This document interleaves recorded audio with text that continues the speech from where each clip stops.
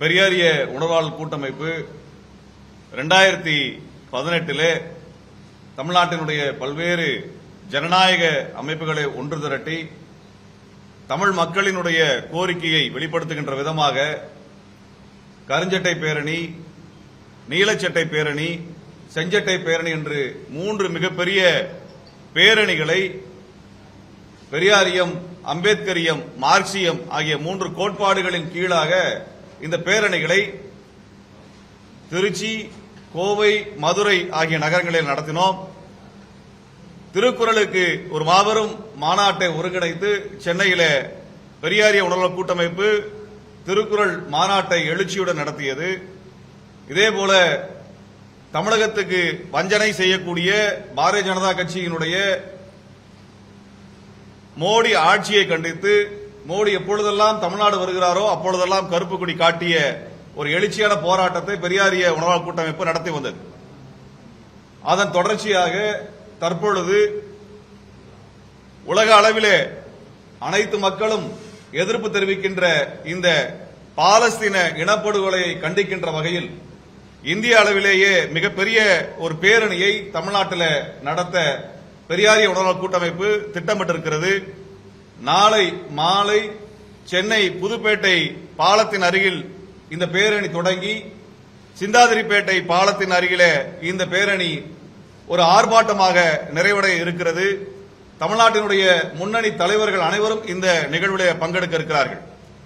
நேற்று முன்தினம் முதன்முறையாக ஐநாவினுடைய மனித உரிமை அவை பாலஸ்தீனத்தில் நடப்பது ஒரு இனப்படுகொலை என்று பகிரங்கமாக அறிவித்திருக்கிறது. பொதுவாகவே இதுபோன்ற படுகொலைகள் நடக்கும் பொழுதெல்லாம் வெகு காலம் கழித்து இதற்கான விசாரணை ஆணையத்தை முன்வைத்து அதன் அடிப்படையில் தான் அங்கே நடந்தது இனப்படுகொலையா இல்லையா என்று அறிவிப்பார்கள்.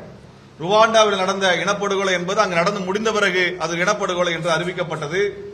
அதேபோல போஸ்னியாவிலும் ஸ்ரெப்ரனிக்காவிலும் நடந்த இனப்படுகொலைகள் காலம் கடந்துதான் அது இனப்படுகொலை என்று ஐநாவினால் அங்கீகரிக்கப்பட்டது. கிழக்கு திமோரிலும் இதேபோல உலகத்தினுடைய பல மூலைகள் நடந்த இனப்படுகொலை என்பது விசாரணை நடத்தப்பட்டு காலம் கடந்துதான் அறிவிக்கப்பட்டது. ஆனால் இன்றைக்கு பாலஸ்தீன இனப்படுகொலை நடந்து கொண்டிருக்க காலத்திலேயே ஐநா இது ஒரு இனப்படுகொலை என்று பகிரங்கமாக அறிவித்து விட்டது. இப்ப ஐநா பகிரங்கமாக இது ஒரு இனப்படுகொலை என்று அறிவித்த பிறகு உடனடியாக சர்வதேச நாடுகள் இஸ்ரேலினுடைய உடனான உறவை முறிக்க வேண்டும். மிக முக்கியமாக இந்த போரிலே தலையிட வேண்டும். ஒரு நாட்டிலே இனப்படுகொலை நடக்கிறது என்று சொன்னால் R2P என்கின்ற சரத்து ஐநாவில் இருக்கிறது. ரெஸ்பான்சிபிலிட்டி டு புரொடெக்ட் என்கின்ற சரத்து ஐநாவில் இருக்கிறது.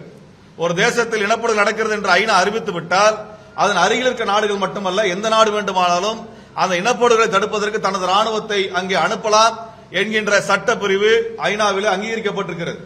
அந்த அடிப்படையில் நேற்று முன்தினம் ஐநா இது ஒரு இனப்படுகொலை என்று அறிவித்த பிறகு உலகத்தில் எந்த நாடு வேண்டுமானாலும் ராணுவ ரீதியாக பாலஸ்தீன இனப்படுகொலை தடுப்பதற்கு இஸ்ரேலுடைய ராணுவத்தோடு மோதுவதற்கு அங்கு ராணுவத்தை அனுப்ப முடியும்.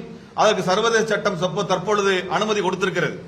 இப்படிப்பட்ட சூழலிலே இந்திய அரசாங்கம், மோடி அரசாங்கம் இஸ்ரேலோடு பல்வேறு ஒப்பந்தங்களை போட்டிருக்கக்கூடிய அதிர்ச்சியான செய்தியும் நாம் கேள்விப்படுகின்றோம். உலகத்தின் பல்வேறு நாடுகள், அயர்லாந்து, ஸ்பெயின் போன்ற நாடுகள் எல்லாம், மேற்குலக நாடுகள் எல்லாம் இஸ்ரேலுக்கு எதிராக கடுமையான கண்டனத்தை தெரிவித்து வருகிறார்கள். இஸ்ரேலுடைய பொருளாதாரத்தை முடக்குகின்ற வகையில் உலகெங்கிலும் போராட்டம் நடந்து கொண்டிருக்கின்றன. அமெரிக்காவிலும், ஆஸ்திரேலியாவிலும், ஐரோப்பாவிலும் லட்சக்கணக்கான மக்கள் வீதிக்கு வந்து கொண்டிருக்கிறார்கள். இதுவரை 6,80,000 பாலஸ்தீனர்கள் படுகொலை செய்யப்பட்டிருப்பதாக கடந்த வாரம் அதற்குரிய அறிக்கை வெளியாகி இருக்கிறது. அதாவது பாலஸ்தீன மக்களில் 3 ஒருவர் படுகொலை செய்யப்பட்டிருக்கிறார்கள்.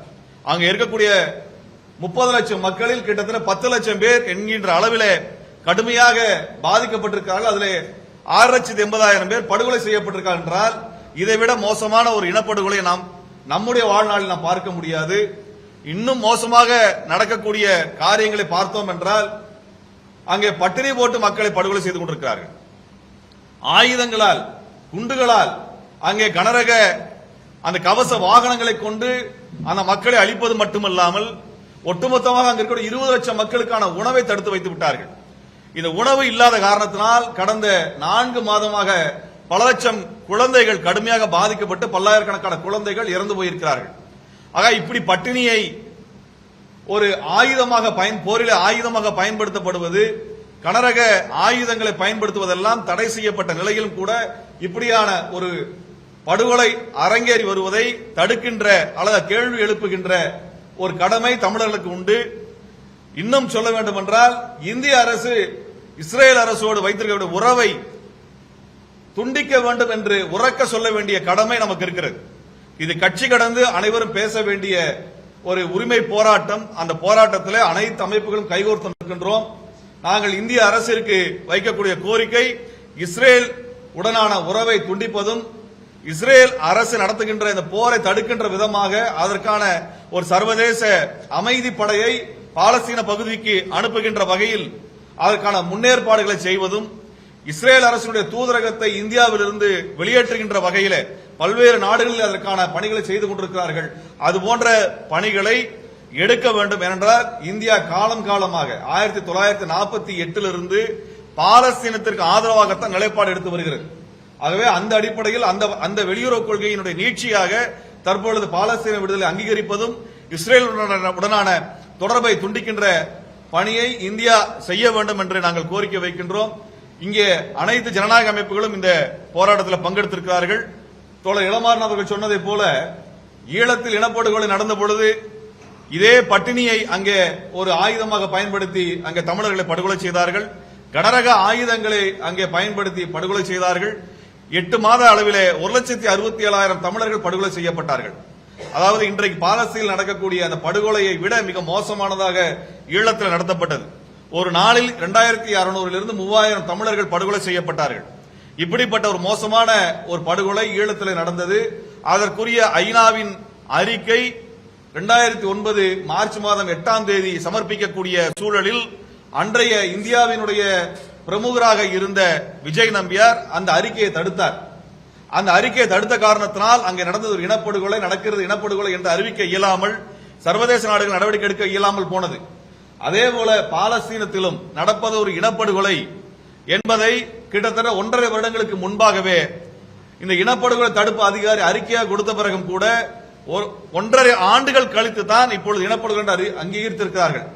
இதையாவது முன்வைத்து சர்வதேச நாடுகள் இந்த இனப்படுகொலை தடுக்கின்ற முயற்சியை முன்னெடுக்க வேண்டும்.